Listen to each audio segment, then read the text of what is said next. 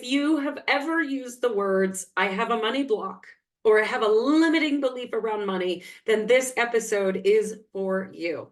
Welcome to the next episode of the Life at Full Blast podcast, where I'm going to be debunking some of the biggest myths around our sense of spiritual poverty and what we can do about it so that you can get paid for your gifts without burnout, without adrenal fatigue. Years ago, when I was a little girl, I grew up on a farm in rural Alberta. I had a pretty good childhood. I have no complaints. My dad and I butt heads a few times, but for the most part, I had a pretty happy childhood. But we weren't well off. I didn't suffer for anything. There wasn't anything that I went without. We always had food and a roof over our head. I always had clothes to wear to school and all that. But we weren't well off. And I grew up on a farm where work ethic is driven home at a very young age, and we were taught to work hard. And I watched my dad work hard and work hard and work hard as we barely scraped by. And then I watched my dad pass away when I was 16 years old because he worked so hard, the stress got him. With that, I developed a belief in my mind that in order to be successful in business, you had to work hard, scrape by, and die young. And so when I began this online business, that's exactly what I did. I worked 7 days a week, 15-hour days some days. I worked hard all the time, constantly hustling.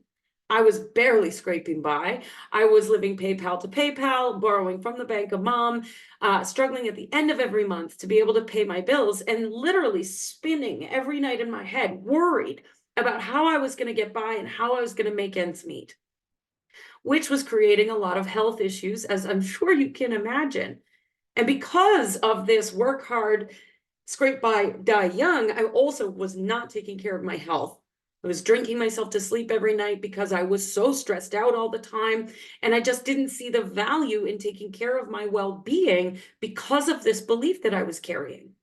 Now, we all have our different money stories and our different beliefs around money and what it is and how it works and what the operation of it is in humanity and why we're even using it.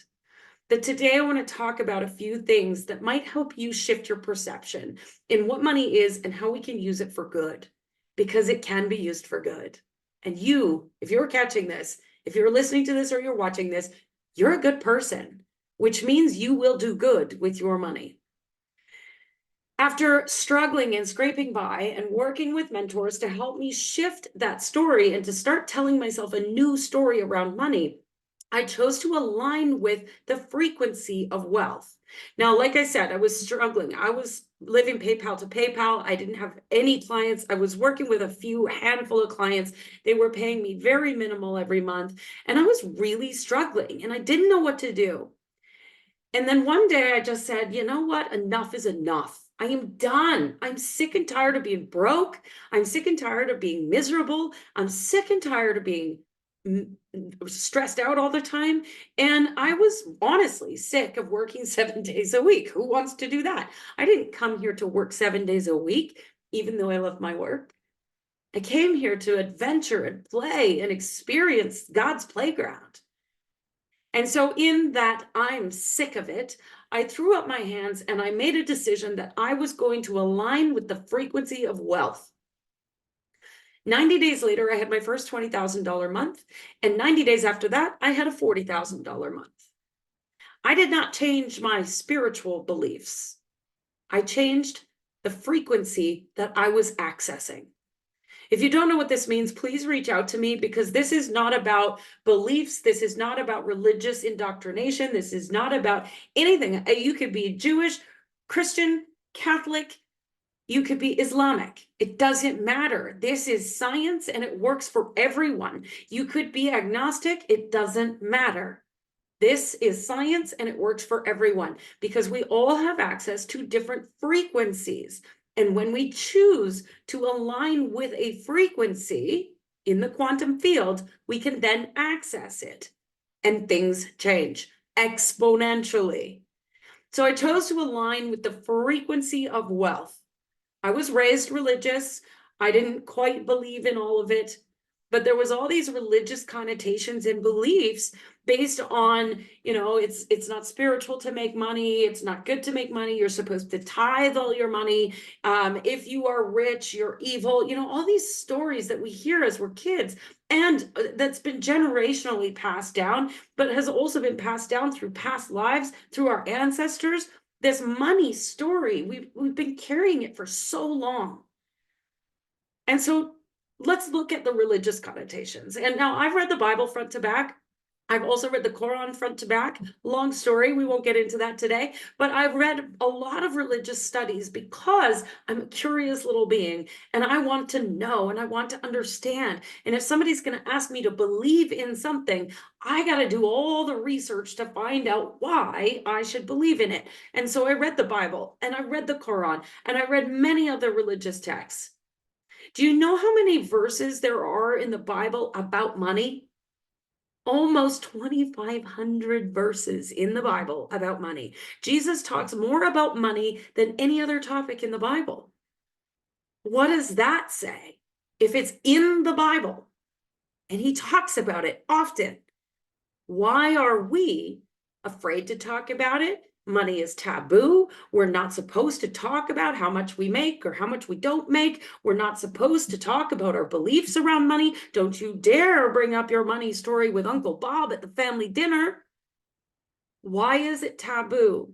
If one of our greatest perceived religious leaders was talking about money all the time. The second myth that I want to break today, or perhaps at least shift the perception just a little bit, is the concept that money is evil. Money is neither good nor evil. Money does not have a personality. Money doesn't have limiting beliefs. Money doesn't have a trauma that happened to it when it was a child. Money has not been bullied. Money is simply a tool. That's all it is. It's a tool to be used by humans. Now, humans created said tool, but how we choose to use that tool is up to us. Some people use it for what we might perceive as not great things. And you get to choose how you use it. So if you're intentional, and if you're watching this, I know that you live through intention. You're very intentional. You set intentions on the new moon. You do all this intentional work. So if you're intentional with money as well, then doesn't it go to say that you will use your money with good intention? That you will move your money into the world in ways that feel good, that are supportive for both you and others? Just because money has been used by others in ways that you perceive as negative does not mean that money is evil. Money is simply a tool that you have access to use. That's it. So just think about that. If you have worried that money is evil, or creating more money is going to be evil, or having money at all is evil, you are not an evil person, and you will not use money for evil if you are intentional about how you use money. Which leads me to the third myth that I want to talk about today. Making more money isn't spiritual.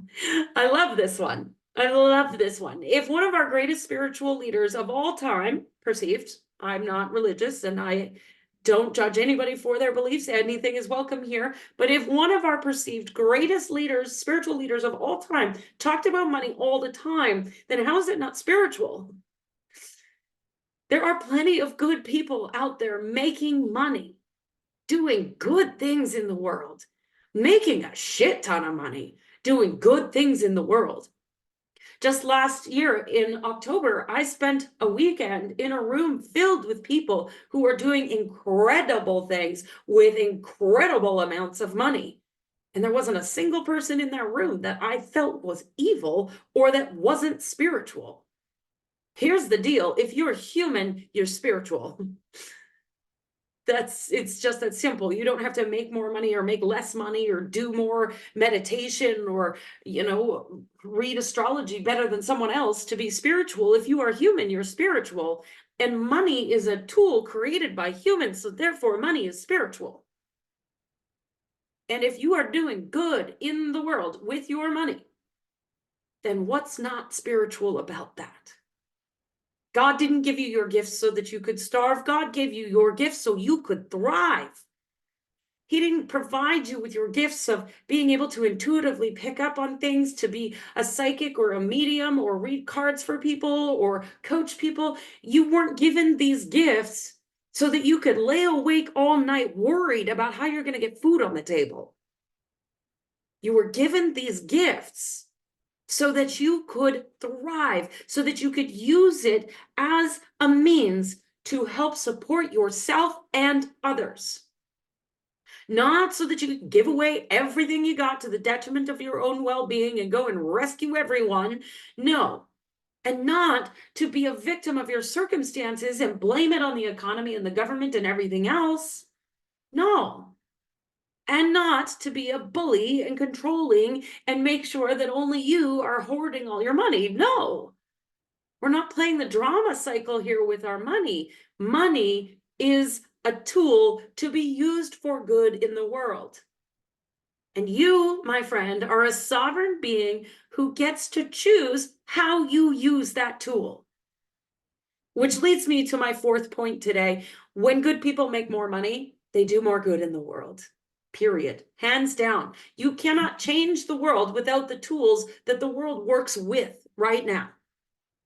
Yes, we can meditate and we can express love and we can tap into the frequency of love. But it is a lot easier to make a big difference when you have the tools available to you.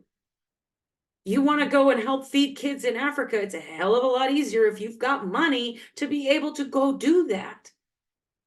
If you want to help create some sort of community philanthropic event in your local area, it's a hell of a lot easier to do that if you've got money to be able to do that. You want to give back, you want to help people, you want to be an angel investor, you want to support your kids for their college fund, you want to rescue animals, whatever it is that you want to do for good in the world, money helps you do that.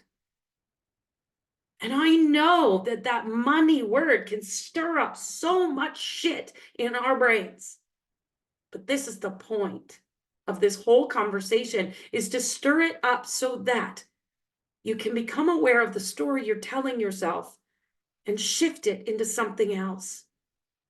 Shifting it into something that allows you to go out there and be brave and courageous and be committed to getting paid for your gifts so that you could do more good in the world. Having more money creates the opportunity to give back in bigger ways, to create opportunities for yourself and others, and to live your life at full blast. So I want to know how this resonates for you.